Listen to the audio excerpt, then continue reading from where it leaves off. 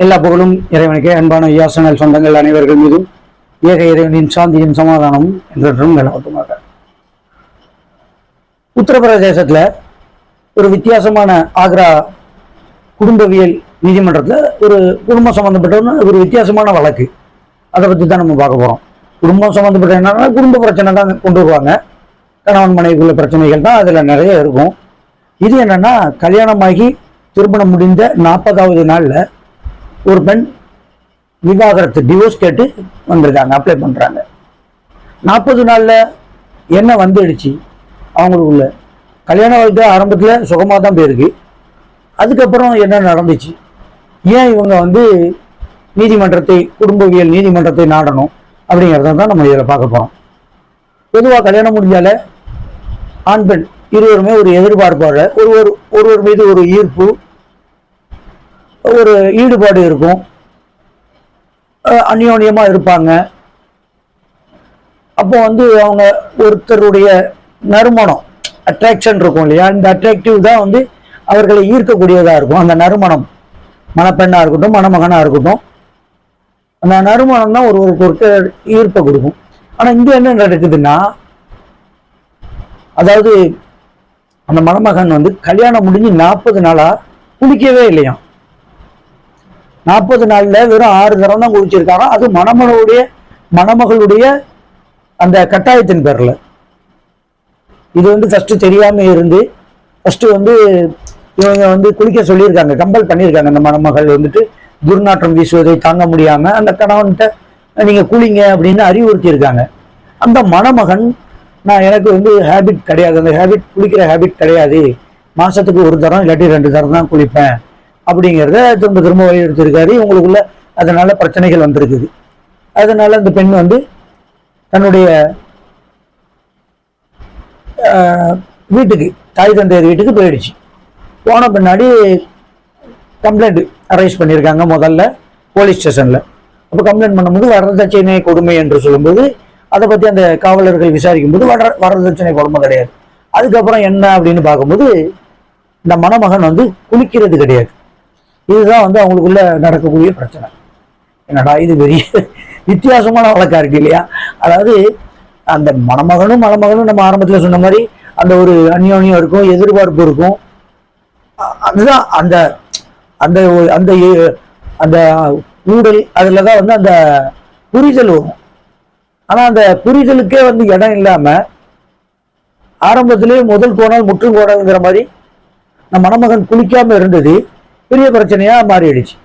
Police ஸ்டேஷன்ல complaint கொடுத்து கடைசியில் என்ன ஆச்சுன்னா, அவங்க இது பண்ண முடியல. கடைசியில் அந்த பெண் குடும்பவியல் நீதிமன்றத்தில் விவாகரத்து கேட்டு 40வது நாள் அப்ளை பண்றாங்க. அப்ப அங்க கேட்கும் போது அந்த மணமகன் சொல்றான், எனக்கு குளிக்கிற பழக்கம் கிடையாது, மாசத்துல ஒரு தரம் இல்லாட்டி 2 தரம் தான் குளிப்பேன்.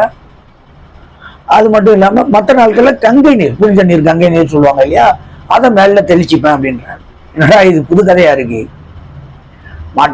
மாட்டு சிறுநீரை கோமியம் என்று குடிக்கிறார்கள், கங்கை நீரை தெளிச்சிட்டோன்னா அந்த உடலுடைய துர்நாற்றம் போய் விடுமா? நம்ம நார்மலா பாக்குறோம் தமிழ்நாட்டுலலாம் பள்ளி குழந்தைகளுக்கு, 1வது 2வது பள்ளி குழந்தைகளுக்கு காலை கடமைகள் அப்படின்ட்டு முதல்ல எந்திரிச்ச உடனே டெய்லி காலை கடனை கழிக்கணும், அடுத்தாப்புல ஃபேஸ் வாஷ் பண்ணணும், அடுத்து குளிக்கணும், இப்படிங்கிறத தமிழ்நாட்டு பாடத்திட்டங்கள்லாம் அறிவுறுத்துறாங்க. அதே போல வெளியே போயிட்டு வந்தா கிருமிகள் இருக்கும், நம்ம கை காலை கழுவணும், முகத்தை கழுவணும், இப்படி அறிவுறுத்துகிறார்கள். சுத்தம் இஸ்லாம் சொல்லுகிறது, சுத்தம் ஈமான்ல பாதிட்டு சுத்தமா இருக்கணும் உடல். ஆனா இவருக்கு இந்த புரிதல் கூட இல்லாம கல்வி அறிவு, பேசிக் கல்வி நாலேஜ் இல்லை. இதுதான் அங்க பிரச்சனை. கல்வி நாலேஜ் இல்லை, சுத்தத்தை அவர் பேணல. அவர் சொல்றாரு, நான் என்னுடைய இயல்பே மாசத்துல 1 நாள் 2 நாள் தான் குளிப்பேன். இந்த பெண்கிட்ட கல்யாணம் முடிச்ச பிறகு இவளுடைய கட்டாயத்தின் பேர்ல நான் 40 நாள்ல 6 நாள் குளிச்சேங்கிறது. எவ்வளவு பெரிய இந்த இவருக்கு ஒரு சுத்தத்தை பற்றிய ஒரு புரிதல் இல்லாமலும் ஒரு விழிப்புணர்வு இல்லாமலும் இருந்திருக்கு. சுத்தம் மிகவும் அவசியமானது. அந்த மணமகள் மணமகளை அறிவுறுத்துறாங்க, மணமகனையும் கூட்ட அறிவுரை வழங்குறாங்க. மணமகள் வந்து பிடிவாதமா சொல்லிட்டாங்க, தினமும் குளித்தால் மட்டுமே இந்த சமரசத்துக்கு நான் உடன்படுவேன் அப்படின்ட்டாங்க. அதுல அது பிடிவாதமா இருக்காங்க அந்த மணமகள். மிகவும் பாராட்டக்கூடிய இது. சுத்தம் வந்து மிகவும் தேவையான ஒன்று. உடல் ஆரோக்கியத்திற்கு உகந்தது சுத்தம். சுத்தத்தை பேணுவோம். நம்ம எல்லாம் சொல்றோம் சுத்தத்தை பேணுவோம். குப்பையை கூட தமிழ்நாட்டில் மக்கும் குப்பை, மக்காத குப்பை என்று பொது சுகாதாரத்தை பேணுறோம். பொது சுகாதாரத்தையே பேணுறதுக்கு அவ்வளவு அறிவுறுத்தக்கூடிய இந்த மாதிரி மாநிலங்கள் தான் முன்னோடி மாநிலமா இருக்கணும். ஆனா பிஜேபி RSS காரங்க என்ன சொல்றாங்க, உத்தரப்பிரதேசம் முன்னோடியாம். இந்த மாதிரி விஷயம் தான் அதற்கு சாட்சியாக இருக்கிறது. எந்த அளவுக்கு உத்தரப்பிரதேசம் தமிழ்நாட்டுக்கு முன்னோடிங்கிறது. இது மாதிரி சில தினங்களுக்கு முன்னாடி அங்கே உள்ள பள்ளிக்கூடங்களை, கல்வி நிலையங்களை சமூக வலைதளங்களில் வீடியோவை எடுத்து போட்டிருந்தாங்க. இப்போ இந்த செய்தி பொதுவாக செய்தித்தாள்கள்லையும் தொலைக்காட்சியிலையும் ஒளிபரப்பிட்டு இருந்துச்சு 2 நாளைக்கு முன்னாடி. இதெல்லாம் அதற்கு சாட்சியாக இருக்கின்றது. தமிழ்நாடு எப்படி முன்னோடியாக இருக்கின்றது, தமிழ்நாடு, கேரளா போன்ற மாநிலங்கள், உத்தரப்பிரதேசம் போன்ற பாஜக ஆளக்கூடிய மாநிலங்கள் எப்படி பின்தங்கி இருக்கிறது என்பதற்கு இது சாட்சியாக இருக்கு. இதை விடுங்க, நம்ம அதுக்கு தேவையில்லை. ஆனால் சுத்தம் வந்து ரொம்ப முக்கியமானது.